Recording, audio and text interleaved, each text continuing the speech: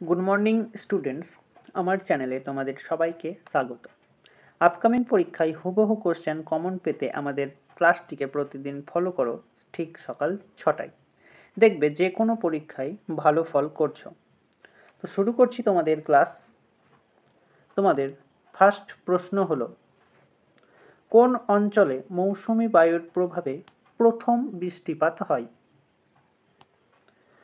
কোন অঞ্চলে মৌসুমী বায়ুর প্রভাবে প্রথম বৃষ্টিপাত হয়? কোশ্চেনটা একটু ভালো করে তোমরা লক্ষ্য করবে। এখানে প্রথম বৃষ্টিপাত বলেছে, তো সঠিক অ্যান্সারটি হয়ে যাবে অপশন বি, পশ্চিম ঘাট। আরব সাগর থেকে দক্ষিণ পশ্চিম মৌসুমী বায়ুর প্রভাবে পশ্চিম ঘাট পর্বতমালার উপকূলবর্তী রাজ্য কেরালাতে ভারতবর্ষের প্রথম বৃষ্টিপাত হয়। এই মৌসুমী বায়ুর এরপর গোটা দেশে ছড়িয়ে পড়ে। দেশের পূর্ব অংশেও এই মৌসুমী বায়ুর প্রভাবে যথেষ্ট বৃষ্টিপাত হয়ে থাকে। কোন নদী পশ্চিমবঙ্গের মুর্শিদাবাদ জেলাকে দুটি ভাগে ভাগ করেছে? কোন নদী পশ্চিমবঙ্গের মুর্শিদাবাদ জেলাকে দুটি ভাগে ভাগ করেছে? অপশন ডি, ভাগীরথী নদী। ভাগীরথী নদী পশ্চিমবঙ্গের মুর্শিদাবাদ জেলাকে প্রায় সমান দুটি ভাগে ভাগ করেছে। এই নদী মুর্শিদাবাদ জেলায় প্রায় মধ্যখান দিয়ে প্রবাহিত হয়েছে। মানস সরোবর কোথায় অবস্থিত? মানস সরোবর কোথায় অবস্থিত? অপশন বি, কৈলাস পর্বত শ্রেণীতে। মানব সরোবর কৈলাস পর্বত শ্রেণীতে অবস্থিত। এটি কৈলাস হিমবাহের জলে পুষ্ট। এটি একটি পরিষ্কার জলের হ্রদ। চীনের তিব্বত অঞ্চলে এই হ্রদটি অবস্থিত। তোমরা মনে রেখো, বিভিন্ন ধর্মাবলম্বীদের কাছে এটি একটি পবিত্র স্থান। হিন্দু, বৌদ্ধ, জৈন ধর্মের মানুষরাও তীর্থযাত্রায় মানস সরোবর কিন্তু যান। ভিটামিন বি12 অবশ্য কি নামে পরিচিত?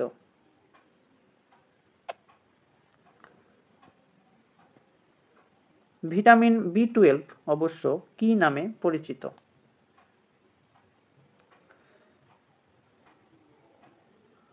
সঠিক অ্যান্সার অপশন ডি, কোনোটি নয়। ভিটামিন বি6 এর রাসায়নিক নাম হল পাইরিডক্সিন এবং ভিটামিন সি এর রাসায়নিক নাম হল অ্যাসকর্বিক অ্যাসিড। ভিটামিন বি12 এর রাসায়নিক নাম হল cyanocobalamin.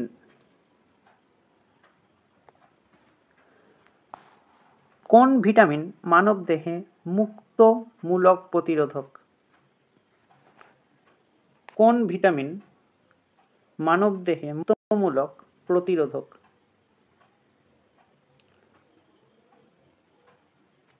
Option D, vitamin B ও সি দুটি।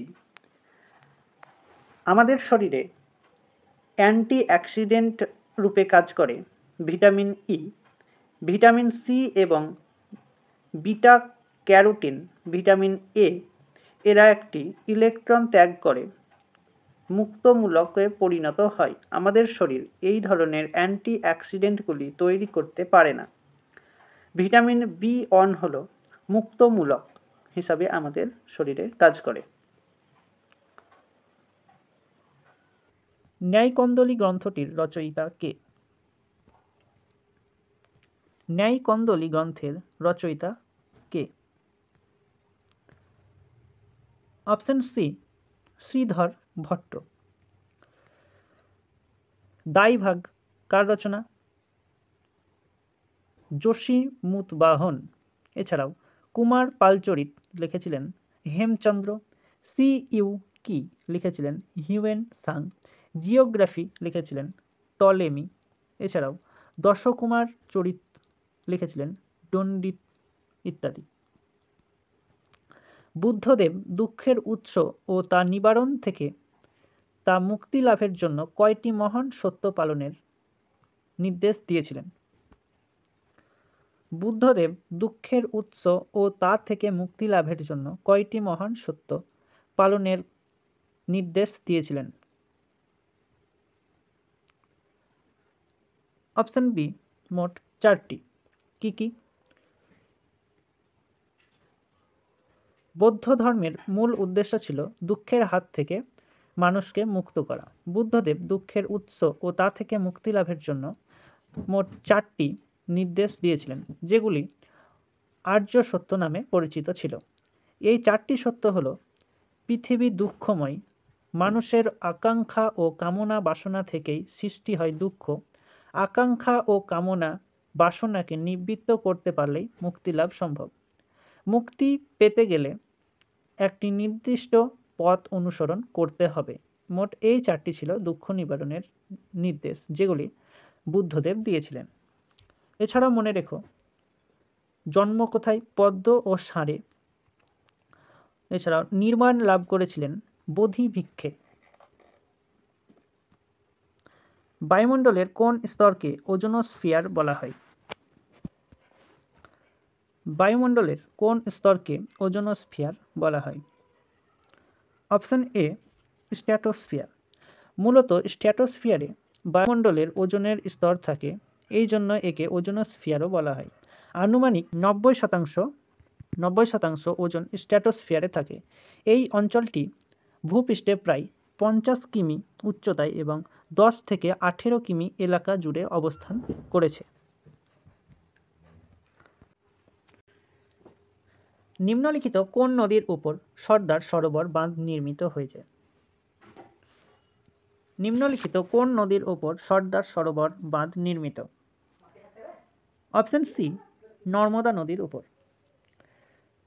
এই বাঁধ নির্মাণের ফলে 4 ভারতীয় রাজ্য যেমন রাজস্থান, মহারাষ্ট্র, গুজরাট ও মধ্যপ্রদেশ প্রয়োজনীয় জল ও বিদ্যুৎ পেয়ে উপকৃত হয়। 2017 সালের 17 সেপ্টেম্বর প্রধানমন্ত্রী নরেন্দ্র মোদী এই বাঁধটি উদ্বোধন করেছিলেন। ম্যাকমোহন লাইন কোন দুটি দেশের সীমানা নির্ধারণ করেছে? ম্যাকমোহন লাইন কোন দুটি দেশের সীমানা নির্ধারণ করেছে? অপশন এ, ভারত ও চীন। 1914 সালে ব্রিটিশ ও তিব্বতের মধ্যে সিমলা চুক্তি দ্বারা এই সীমান্ত স্থির করা হয়েছিল। ব্রিটিশ সরকারের তৎকালীন বিদেশ সচিব স্যার হেনরি ম্যাকমোহন এই সীমানা স্থির করেছিলেন বলে তার নাম অনুসারে এই দুটি দেশের সীমানার এমন নামকরণ করা হয়েছে। এই ম্যাকমোহন লাইনের সব অঞ্চলকে সীমা হিসাবে মানতে রাজি হয়নি চীন। এছাড়াও মনে রেখো, র্যাডক্লিফ লাইন ভারত ও পাকিস্তান, গ্রেট চ্যানেল ভারত ও সুমাত্রা, ইংলিশ চ্যানেল হলো ইংল্যান্ড ও ফ্রান্স।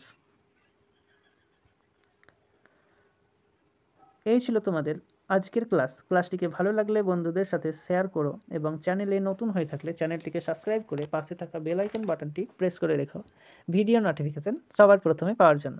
তো দেখা হচ্ছে নেক্সট ক্লাসে। আজ এই পর্যন্তই।